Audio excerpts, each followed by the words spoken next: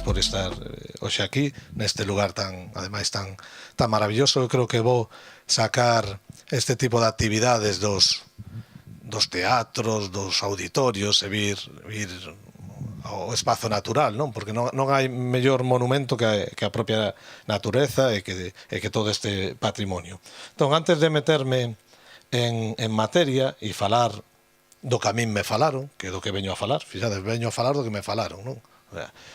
E de falarvos destas historias e estas tradicións que posiblemente moitos de vós coñecedes seguro mellor que a min, quería explicar un pouco máis en profundidade cal é este proxecto, non? De Mariña Inmaterial. Sobre todo aclarar un par de conceptos cando falamos do patrimonio inmaterial. De que estamos falando, non?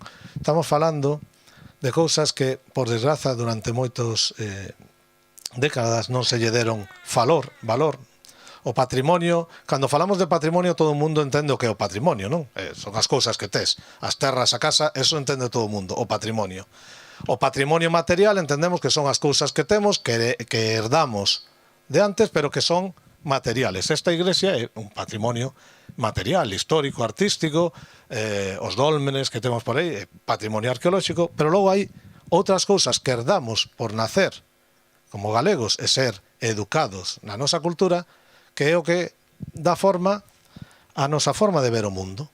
E iso é o patrimonio inmaterial, son as crenzas, as tradicións, os saberes, os usos, os costumes, a lingua, a fala, non? A música. E dentro de todo este patrimonio inmaterial, que é basicamente o que nos fai como somos, o que configura a nosa cultura, a mí me interesa moito, e neste proxecto nos interesa moito, esas historias, esas lendas, eses contos, eses mitos, esas tradicións que se manteñen aínda vivas na memoria da xente, xeración tras xeración, contadas, non? A viva voz, e que están relacionadas con elementos concretos da nosa paisaxe. E esas historias son as que dan sentido a eses elementos, non? E vou intentar, son conceptos un pouco complicados, pero facelo accesible, non? Unha pedra, por exemplo, a pena valadoira que tendes aí é unha pedra. Pero que é o que lle dá valor a esa pedra? Primeiro que a vala, non todas as pedras a valan. E despois as historias que se contan. Sin as historias, esa pedra sería unha pedra máis. Se coñecemos as historias, sabemos o valor desa pedra e xa é diferente. E ademais, esas historias e esas crenzas son as que construiu a xente ao longo de xeracións para entender a súa paisaxe. Unha fonte, hai moitas fontes, pero unha fonte santa onde curar as verrugas non hai tantas. Unha fonte onde se diga que se bebes ali quedas preñada, iba a decir preñada ou preñado, non, aquí non se pode decir preñado ou preñado, quedas preñada, ostras, eso é para ter en conta, non? Porque existen esas crenzas. E lle dá valor a esa fonte. Se desaparece a historia, se a xente esquece a historia, é unha fonte máis. Mañán podemos meterlle un cano de formigón, botarlle cloro, que é o que se fai agora, e acabouse a tradición. É a historia o que lle dá sentido. Pero se desaparece a fonte ou desaparece a pedra, a historia tamén desaparece, porque xa non hai o elemento que faga referencia. Entón, a nós, o que nos interesa é recoller esas historias que fan referencia a lugares concretos da paisaxe que serviron para construir, como decimos en antropoloxía, construir culturalmente a paisaxe. A natureza construye a paisaxe, os ríos fan o seu traballo, os glaciares o vento, pero nós tamén construímos a paisaxe cando lle poñemos nomes a cada lugar, cando decidimos habitar aquí e non ali, cando decidimos ir cogando a ese sitio, despois a ese sitio, cando decidimos coller auga neste lugar, extraer un mineral, construímos a paisaxe. E para construir a paisaxe, e para poder moverse pola paisaxe, damoslle nomes aos lugares. Antes a xente, moita xente nova, sobre todo nas cidades, pensan que todo monte. É o monte. Vas coas vacas, vai ao monte. Ninguén lle decían vai ao monte.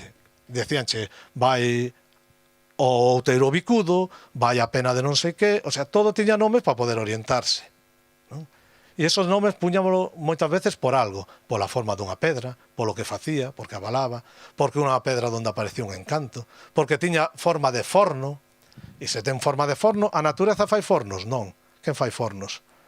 as mouras, as vellas, as meigas, entón temos os mouros, o forno dos mouros, e así vamos construindo toda esta paisaxe maravillosa, chea de historias que non son contos de vellos, que non son supersticións, que non son historias que non teñan valor, sino que son historias que falan de nós, de como vivimos, de como víamos o mundo, e que teñen non só ese valor cultural, sino o valor de intentar entendernos mellor. E ademais transmiten coñecementos e saberes sobre o territorio, saberes sobre o que se podía facer ou que non. Sabemos todos que cando un é rapaz tende a facer o contrario do que lle din os pais, eso sabemos todo. Si queres que se acabe a tortilla, non lle digas come a tortilla, dille non comas máis, déxamo para mí, entón o rapaz come a tortilla. Foi así. Por lo menos é o que facía eu, non? Atravesados, somos atravesados os nenos máis. Por que son atravesados os nenos e se empoñen o poder? Porque son máis listos. Logo, a medida que vamos medrando, vámonos facendo máis parvos e vamos aceptando todo o que nos din. E así nos vai. Pero é moito máis fácil transmitir valores tamén a través dos relatos. Se eu non quero que o meu fillo, a miña filla, vaya aí ao fondo do río porque hai un pozo piao oscuro que se cai, pode afogar, eu podo dicir, oye, non vayas aí porque ali habita unha bichoca, unha cobra, tal. Entón o neno, ostras, quieto. Entón, as lendas tamén sirven para eso, para educar, para transmitir os valores. Fixadevos, nas lendas de mouros, ou encantos, sabedes que os mouros son esta raza mítica que construiu os dólmenes, que construiu os castros, que fixo os petroglifos, que siga habitando baixo terra, é dicir, todo aquelo que leva aí toda a vida, que non sabemos quen fixo, porque a xente obviamente non tiña por que ter coñecementos históricos, quen fixo eso? Eu pregunto ao meu pai, ao meu avó, a miña avoa, oye, ese dolmen, ese castro, esa croa que hai aí, quen fixo eses muros, esas casas? Leva toda a vida. Eso leva toda a vida. Toda a vida, basicamente, o que lembra hasta teu avó, eso é toda a vida, 80 anos. Leva toda a vida. E fixéchelo ti? Non, eso xa estaba. Quen o fixo? Non sabemos quen o fixo. Sabemos que non fomos nós, se non fomos nós, tiveron que ser outros, diferentes a nós. Entón, creamos unha raza maravillosa que son os mouros, que eran diferentes a nós, porque nós vivimos na aldea, eles onde vivían? No monte, porque son diferentes. A xente pasaba necesidades, traballaba todo o día no campo, os mouros non traballan, os mouros teñen todo de ouro, son o contrario a nós, non? Nós habitamos sobre a terra, eles viven baixo terra, e así, con esa historia, nos sirve para explicar o porqué das cousas. Sirve igual que a historia. Os mitos, isto sería un mito, sirve igual que a historia, para explicarnos o porqué das cousas. Por eso, o valor de todos estes relatos. Por exemplo, estaba explicando que un mouro, unha raza mítica, ¿no? Que chamamos razas míticas. Todos os povos teñen razas míticas. E máis, seguimos creando razas míticas. Outro día, entrevistando unha señora aí atrás, en San Tirso, en Xove, faloume dunha raza que eu non coñecía. E díxome que por ali, por aquela zona, por aquelas praias, aparecían uns seres que se chamaban, que eran os sulfuristas. E digo, hostia, o sulfurista, que raza mítica é esa? Sí, veñen cunhas tabuas para andar polas ondas. Digo, ostras, os sulfuristas, pois xa temos unha nova raza mítica.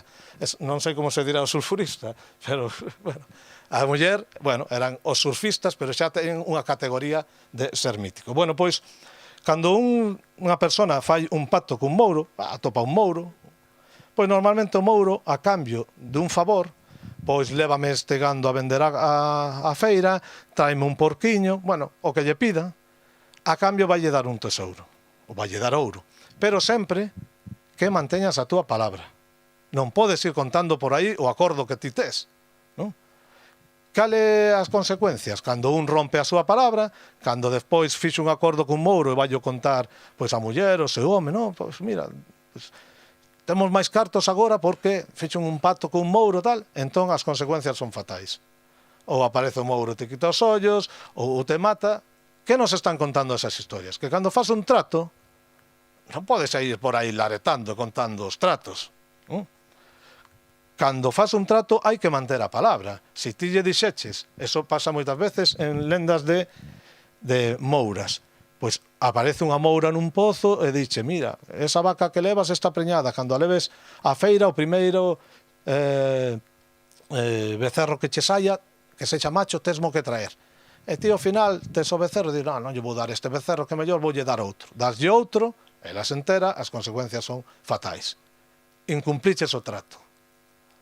Unha sociedade como a galega, unha sociedade labrega, que as cousas non se deixaban por escrito, a palabra é sagrada, e a palabra dada vai a misa. E a forma de transmitir que ti non podes traicionar a túa palabra ou un acordo é a través dos mitos tamén. Están dicindo, se non respetas o teu acordo, se vas falando demais, isto que che vai pasar. O sea que a mitoloxía, máis alá de explicarnos as cousas, sirve tamén para educar. E aquí, no Valadouro, Valadouro, Alfozo, que é toda esta zona natural, como en moitos lugares de Galicia, pero aquí especialmente, tendes un montón de historias que teñen que ver coa mitoloxía. Unhas das que me parecen máis interesantes son aquelas que falan dunha abella. Tendes escoitado falar, non falo de calquera abella, unha abella rara, unha abella que vive nunha peneda, que vive nun sitio. Tendes escoitado falar da abella? Bella, non abella, Bella. Non, nunca escoitache de falar da abella? Non? A ver, quen escoitou falar dunha abella misteriosa que pode... Vou por un exemplo. En Budián, a pena redonda de Budián. A pena redonda de Budián é un con, unha bola granítica, que trouxe unha abella na cabeza, imaginade a abella, como era. Mentras iba fiando na roca, chegou ali, a muller estaba cansa, pousou a peneda e ali quedou. É unha historia que nos explica por que hai unha pedra tan grande ali no pueblo. Escoitache de falar algunha vez de abellas así? Non, nunca escoitache de falar de abellas. Non. Vale. E se eu vos digo que todos escoitache de falar da abella, e non o sabedes? Isto é como cos políticos, nos engañan e non lo sabemos. A veces van. Bueno, pois, vou vos preguntar, como se chama o arco iris en galego? Arco da abella. Que máis sabe que se chama arco da abella? Todo o mundo, non? É por que se chama arco da abella. Non nos preguntamos por que se chama arco da abella. Fixadevos, en español é arco iris, é o arco da deusa Iris. Temos unha cantiga en español que dice, cuando llueve y hace sol, sale el arco del Señor. O sea, para os cristianos, o arco fixo Deus. Fixo Deus que é a mostra do pacto cos homes despois do diluvio, facendo ese arco. Pero os galegos, como temos as nosas crenzas, fixo unha abella. Unha abella poderosa, unha abella deusa. É un aspecto da gran deusa que é a Moura. Entón, a abella fai un arco no ceo que sostén a bóveda celeste. E polo que tamén suben as bruxas, polo arco da abella, non? É dicir, todos coñecedes a abella. Sabíades, por exemplo, que o río Miño construiu unha abella? Unha abella. O río máis importante de Galicia nace no Pedregal de Irimía. O Pedregal de Irimía é unha morrena glacial, un montón de pedras, como un camiño de pedras moi grandes, e aí abrolla o Miño. Conta a historia que unha abella levaba todas esas pedras no mandil, había uns curas que lle quixeron quitar a auga, o manantial, os curas sempre fan por ter, fan por ter, e a abella dixo, non, ti non me levas a auga. Lanzou todas as pedras co delantal, taponou a auga e naceu o río Miño. Eso é maravilloso. Unha abella. A abella crea o mundo. A abella hai sitios de Galicia que cando vai moita calor, como estes días, di, hoxe fornea a abella. Quen é esa abella que fornea o calor? E cando pola mañán aparece branco, sabe? Porque se o di, esta noite peneirou a abella. Quen é a abella que peneira a xiada? E cando vemos un lucecú por aí, como lle chamamos? A abella cenando, a abella facendo as papas tamén, a abella das papas. Ostras, está na lingua, o que pasa é que non paramos a pensar. Esa é a abella que fixo todo, a abella do inverno. Aquí en Asturias, aquí ao lado, cando chegan as últimas nevadas do inverno, chamanlle las nevadas de la Viella. É a abella Moura. Pois aquí, se en algún lugar vive a abella, é no Valadouro. Porque tendes a pena redonda de Budián, que trouxe unha pedra, unha boura, unha abella, e a deixou aí. Pero, aquí no Cadramón, na Veiga da Lagorza, tendes outra pena que é a pena da Meiga, que contan que pasaba un paisano por ali, que levaba a pucha, a gorra, e viu sair a unha abella espectacular con cornos de ouro. Se alguén me quere dar un corno, este momento. Con cornos de ouro. Home, o paisano dixo, se ten cornos de ouro, ter cornos non é moi bo, pero se son de ouro, vale. Entón, lanzoulle a pucha e díxolle, toma da miña pobreza e dame da túa riqueza. E que pasou? Non lle fixo nin caso, a vella seguiu, o sea que ainda está ali arriba, se queredes ir polo ouro, ainda está aí. Os cornos quedaron, os cornos logo é difícil quitalos. Ben, na ponte de Paredes, en Recaré, aí abaixo, hai un regato, un río, no? Baixa por un fondal, ali outro veciño daqui, un día que baixaba do campo, esquecera o paraugas, e volveu polo paraugas, e ao chegar ali a ponte, agora non existe a ponte, sabedes que atopou? Ostras, como sabedes? Atopou unha abella, pero non unha abella calquera, era unha abella que tiña tendida a roupa e tiña unha galiña con pitos. Escoitachedes algunha vez falar da galiña cos pitos de ouro? De ouro.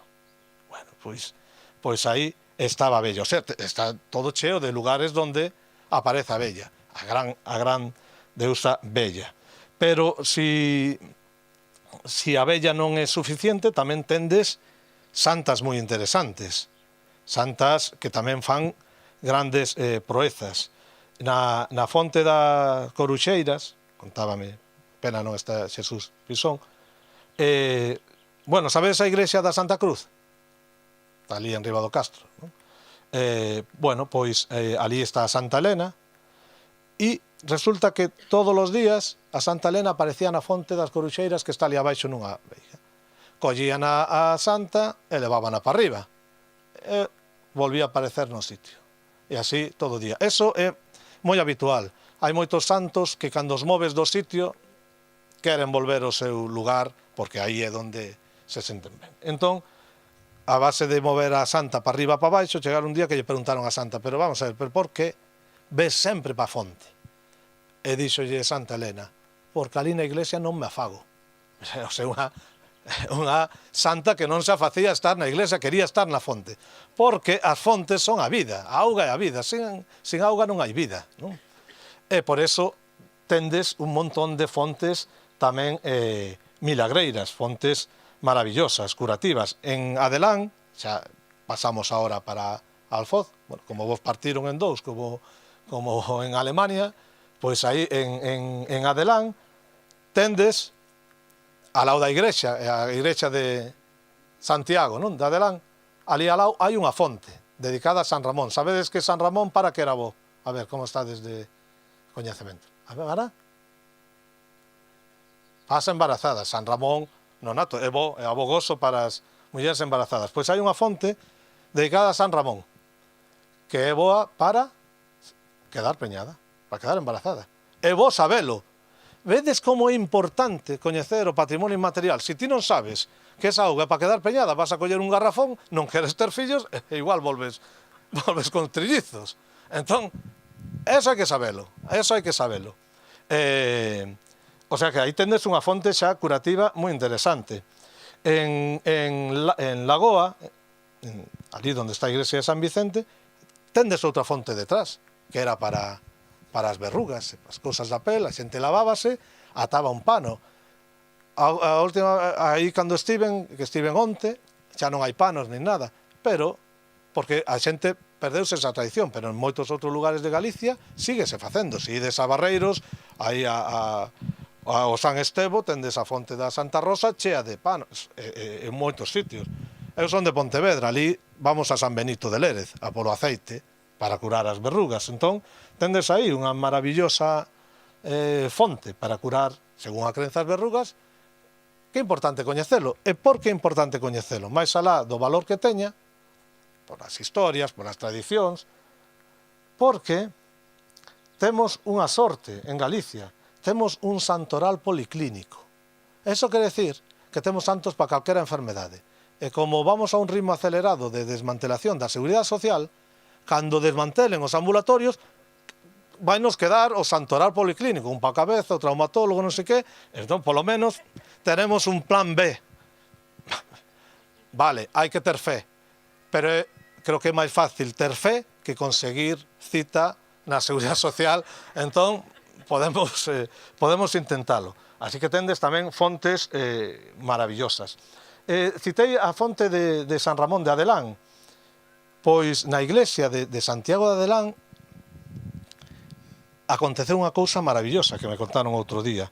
Iba unha muller que iba á feira a vender cun cesto cos froitos da terra, e ao pasar por diante da iglesia era cedo pola mañá, a xente antes madrugaba, e viu que estaban dando unha misa. Sabes que antes se facían tamén as novenas. Viu que había misa e entrou a asistir a misa. E a muller deixou o cesto ali, estaba asistindo a misa, e cando acabou a misa, díxolle a muller que tiña ao seu lado: bótame unha man para subir o cesto. E dille a muller: eu non podo, que morrín onte. Entón deuse conta de que todos os que estaban na misa, incluído o cura, estaban mortos. Eso impón, entrar nunha misa que estiveran todos mortos. E que nos fala? Eso é a famosa misa de mortos. Todos coñecemos as historias da Santa Compaña, de vas polos camiños, aparece a compaña, o acompañamento, as luces, verdad? Sobre todo en determinados cruces, hai que ter sempre moito cuidado. A ver, vamos a facer unha parte práctica. Que pasa se un ve a Santa Compaña? Que é o que hai que facer se un ve a Santa Compaña? Facer un círculo, tocar a gaita. Que máis? Aí está, o primeiro que tens que facer é escapar. Que vas a quedarte aí a tocar a gaita?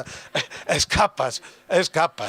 Eso que hai que facer, escapar correndo. Sabes o que me pasou a min un día? Eu xa teño contado outras veces, pero volví a dar unha conferencia en Navia de Suarna, e subo ao alto do monte, ali había uns mámoas, unha zona de mámoas, da que se dice que salía a Santa Compaña. Eu era de noite, vai ser como cando saia daqui, que vou ter que cruzar todo por aí, e ao final do camiño vexo unhas luces vermellas, laranxas, amarelas. Digo: ai, me cago en Diola, Santa Compaña. Digo: que fago agora? Que fago? Vou para atrás non podo ir porque tiña que ir para diante. Vou correndo, digo, estou dentro do coche, non sei se eso vale como círculo. Voume achegando, vexo as luces movíanse, digo: pois nada, acelero e paso a toda leche, rezando, tal. Acelerei, e cando vou achegando, yo quieto, para que un control da Guardia Civil. Si chego a pasar, imaginade a desgracia, porque sexa Santa Compaña ou non, a desgracia sempre está aí. Así que o primeiro é escapar, ver. Se non podes escapar, faz un círculo no chan, e poste no círculo, ou unha estrela de 5 puntas. Consello, eu sempre levo un enriba, non no coche. É mellor facer o círculo con un garabullo, con un pauciño de oliveira bendita. É moito máis eficaz, Eso está comprado. Se o faz con oliveira, moito mellor. Oye, que non tes un pau, sempre te podes pôr no chan cos brazos en cruz, así, cos puños pechados, para que non che dean nada, porque sabes que a Santa Compaña pode che dar o caldeiro tal, cos puños pechados, e decir: cruz xa teño eu. Meterse baixo unha cepa que faga forma de cruz, ou senón, porse o abeiro dun cruceiro. O cruceiro crea un espazo sagrado. Os cruceiros son espazos sagrados, non se poden mover os cruceiros así, o chou, como se fora un sinal de tráfico. O cruceiro está delimitando un espazo sagrado. Nos cruceiros paraban os enterros a facer bueno, non sei agora o nome. As plegarias, a rezar cando se leva o difunto. Os cruceiros, sí, eso é.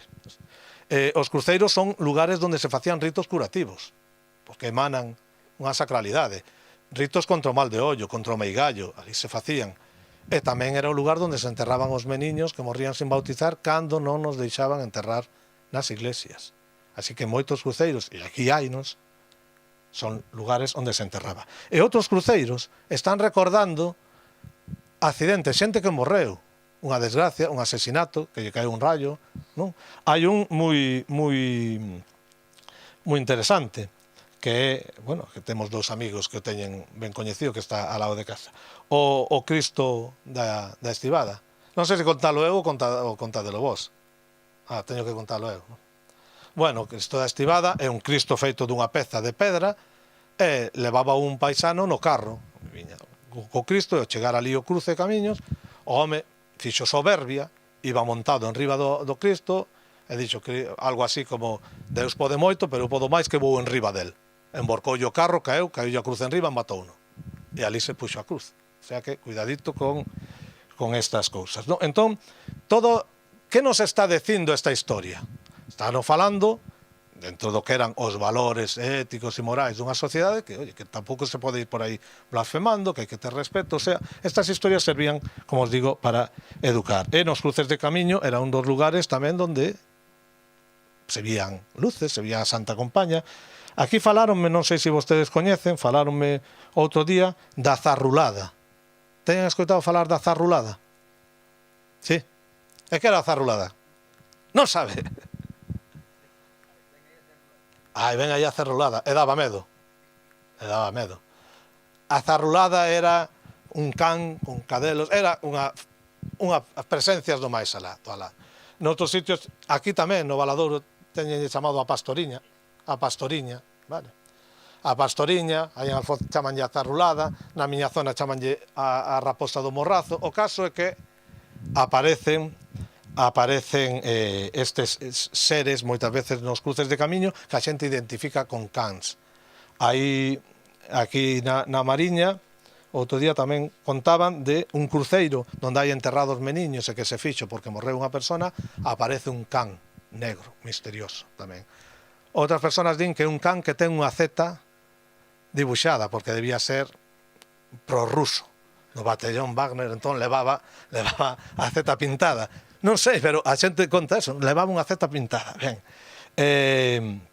Entón temos, como vedes, tamén os cruceiros, non? Estas historias dos defuntos, das mortes, das misas dos defuntos, estes seres maravillosos como a zarrulada, non? Logo, os ríos están cheos de lugares misteriosos, de pozos mouros, de pozos piagos. Tendes aí abaixo o pozo da Onza, onde se di, verdad, que caeu un carro fondo, non? Estes pozos que atas 4 adibais e non chegas ao fondo, pois neses pozos sempre pasan cousas. Sempre se conta, pois, ou hai unha grade de ouro, ou vive unha serpe, ou vive unha bichoca, ou é un pozo que caeu un carro coas vacas e todo, e nunca se volveu saber máis del.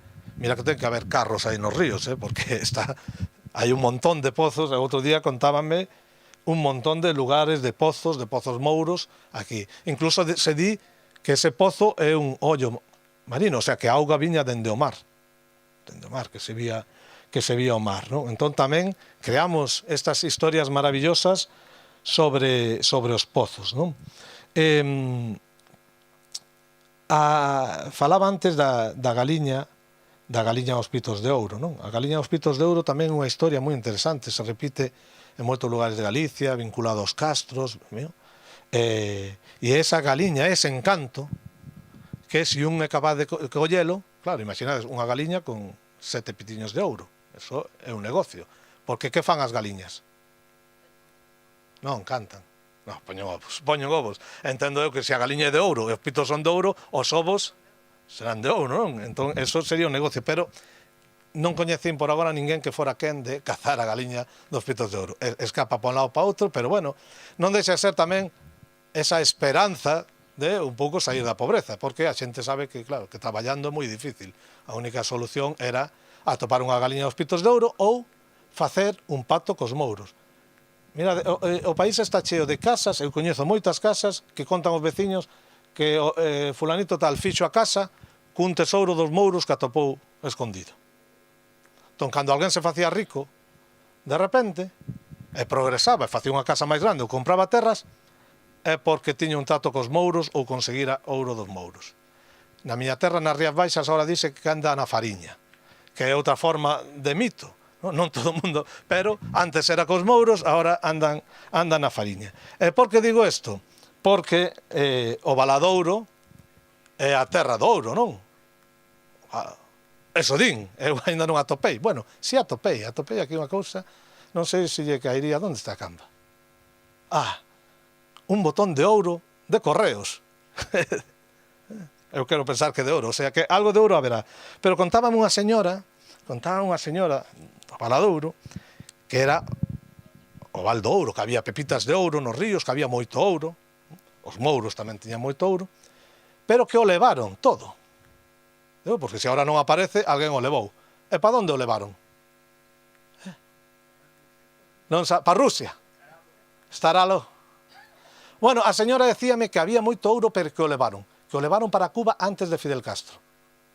Esa é unha aclaración, eso non sei se é lenda ou non, pero o caso é que a señora estaba convencida que o levaran para Cuba. O caso é que, si é certo que se contan esas historias non de tesouros, esas historias do ouro dos mouros e do ouro do Valadouro. E xa que falamos dos mouros, e para ir, si queres, rematando, unha das cousas que máis me chamou a atención aquí, pois, falando coa xente, recollendo historias das moitas que poderíamos seguir contando toda a noite, é que o que noutros lugares se di que facían os mouros, aquí é o Mariscal Pardo de Cela. E si desacervo é o Marqués de Sargadelos. Isto é maravilloso como se vai adaptando. Entón, si des o Castro de Ouro, no Castro de Ouro había túneles. Eso contase sempre que hai un castro, hai un túnel polo que os mouros levan os cabalos a beber ao río. Menos aquí, porque o túnel é polo que levaban os cabalos, os señores a xente do castelo, ao río Douro. Pero tamén hai outro túnel que vai do Castro de Ouro a Frouxeira. Esa línea directa de metro pola que iba o Mariscal Pardo de Cela cando non quería que o viran, non? O sea que isto está todo furado, está cheo de túneles dun lado para outro. Esos túneles normalmente, como digo, asociábanse ao mundo dos mouros. E o Mariscal Pardo de Cela, ademais, eu creo que usaba neses túneles, decía, non, para escapar, e tamén porque, non sei se coñecedes a Casa do Pino, ou dos Pinos. Coñecedes a Casa dos Pinos? Está como, digamos, o pé no val, os pés da Frouxeira. Ali contaban que é onde paraba o Mariscal Pardo de Cela a tomar café. Oye, que o café o trouxeran centos de anos despois non influye para nada en que o Mariscal era un avanzado. Entón, el paraba ali a tomar café. Eu decía, pero por que para aí a tomar café, a merendar? E xa me solucionou a dúbida onte uns veciños. Paraba a tomar café porque ali tiña a súa amante. O sea que na Casa do Pino tiña a súa amante, paraba a tomar café. Tamén se di que tiñan unha cama que lle medraba o pelo todas as noites e había que rapala. Nunca vi unha cama con pelo, bueno, si vi camas con pelo e algunhas cousas máis noxentas que non vamos a entrar agora. Pero ali, que saibades, tiña o Mariscal, contan, Pardo de Cela a súa amante. Porque contábame tamén que o Mariscal Pardo de Cela, aparte de cobrar os impostos, non, como cobraban todos os nobles, tiña un imposto a maiores, e era o dereito de pernada. Sabes o que é o dereito de pernada, non? E decíame un señor, non, el cobraba o dereito de pernada, pero non era por mal. Non era por mal, era por outra cousa, non? Pois cobraba, el tamén tiña ali o dereito de pernada. Así que o Mariscal Pardo de Cela, ese herói tamén da historia galaica, aquí adquire as dimensións xa de un ser mítico. Tan mítico que é a personaxe ideal para unha paisaxe tan impresionante como esta, unha paisaxe paleolítica, non? Cando subimos a serra, eso é brutal, onde está a Pena Valadoira, as penas avaladoiras. Bueno, vou acabar coa Pena Avaladoira. Decía que é un herói propio destas paisaxes que son de película. Ti ves esas películas americanas, ves, non sei, El Señor de los Anillos, que se grabou en Nova Zelanda, e é isto. As Highlands de Escocia. Bueno, cal é a diferencia? Que eles graban ali, é un decorado, e isto é de verdade. E o Mariscal Pardo de Cela, e agora vou revelar unha primicia, era o auténtico Señor de los Anillos. Mariscal Pardo de Cela era o Señor do Anel, porque contan que tiña un anel de ouro que facía caer as caixas abaixo. E non só tiraba as casas abaixo co anel de ouro, senón que facía afundir os barcos. Así que un anillo para dominarlos a todos, que decía Tolkien, tiña o poder do anel. Pero como todo non vai ser todo destrucción, non? Nin cousas así feas, pois que saibades que tamén temos todos estes elementos vinculados á vida, non só a morte, falamos dos cruceiros, falamos cruceiros donde se enterraban meniños, iglesias donde había misas de defuntos.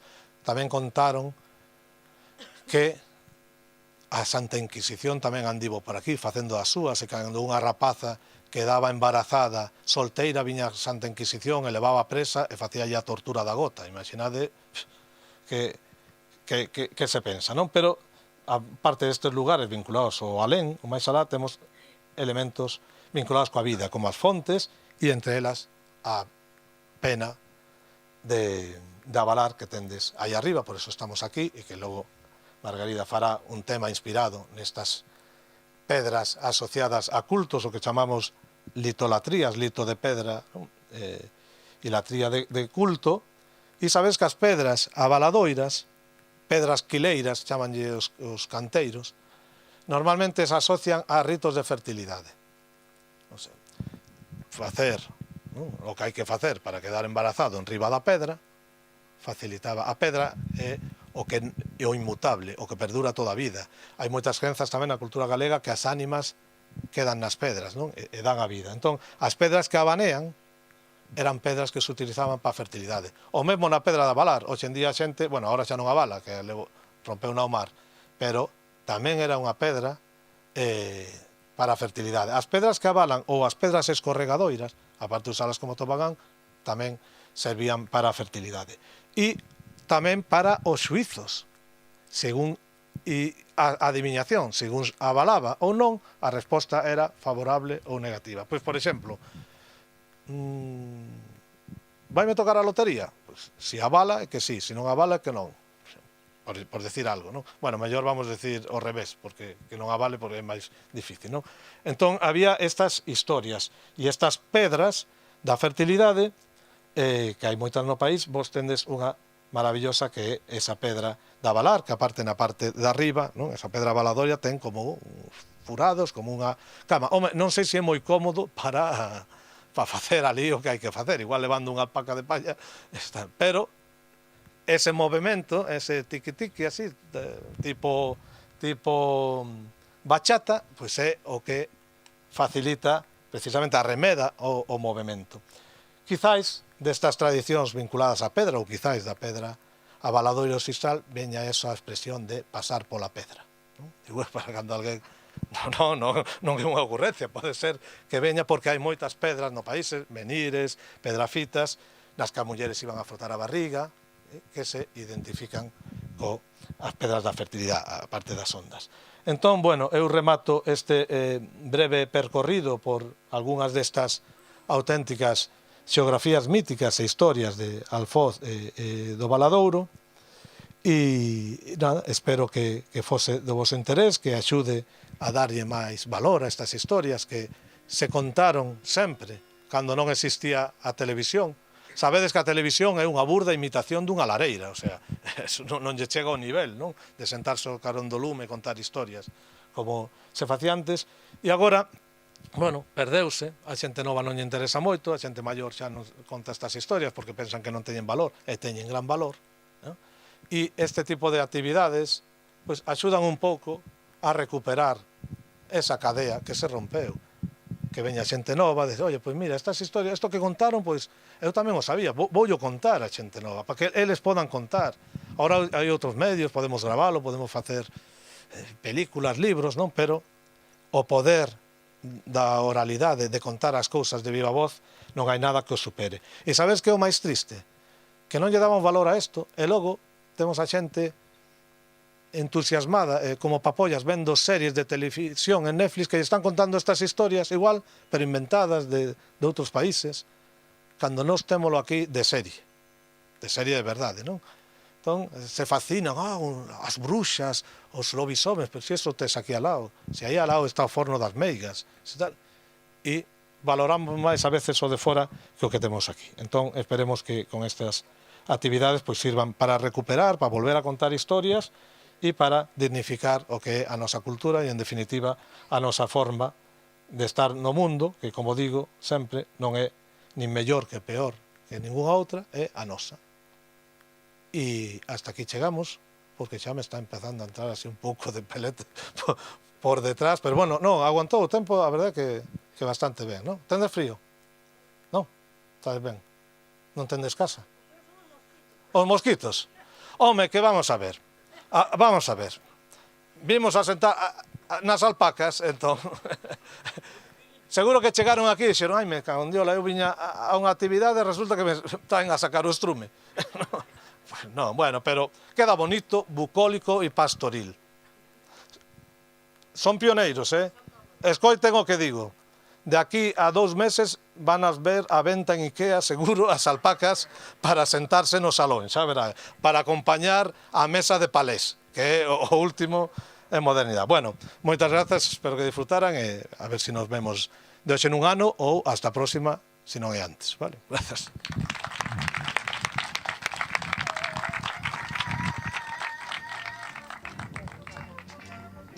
Moitas grazas a todas e a todos por estar aquí. Moitas grazas a Rafael, porque encantoume a súa charla. Foi super interesante. A verdade é que eu non coñecía ningunha, bueno, prácticamente ningunha das lendas desta zona. E nada, foi moi interesante e moi inspirador. Nada, eu fixen unha peza inspirada na pena valadoira. Como vos digo, non coñecía nada sobre este tema, entón investiguei a través de Google, de internet, que é o que todos utilizamos, e había varias cousas que atopei sobre distintas ritos, distintas, bueno, iso, cousas que para que se empregaba esta pedra. E onte Rafael confirmoume algunhas delas, porque tiña as miñas dúbidas. E eu fixen unha peza un pouco en varias partes, tamén reflectindo un pouco esa evolución da pedra, deste ben inmaterial tamén que temos, forma parte da natureza, pero non é algo que o ser humano poidese manipular, que máis alá de iso. E esta peza, como dicía, ten un fío conductor que son sempre 2 notas, que para min reflicten o que sería a pedra, que sigue aí, pero pasa por varios momentos quizáis máis misteriosos, con máis misticismo, con máis, iso, como dicilo de forma máis escura, pasa por momentos con máis xuízo, con máis evolución da humanidade, e despois, como resumo, pois unha sensación que me queda fermosa, de ter, como dicía Rafael, estas historias que podemos hoxe compartir para educar como humanidade, non? Porque iso os animais, por exemplo, entendo que non o fan, non sei, pero entendo que non o fan, que só facemos nós. E nada, pois pareceme moi fermosa esta historia e a ver que vos inspira a peza que fixen. Nada, o que fago con estes trebellos que teño no chan é ir grabando, tocando, construindo e deconstruindo a peza en directo. Así que nada, agardo que vos guste. Moitas grazas.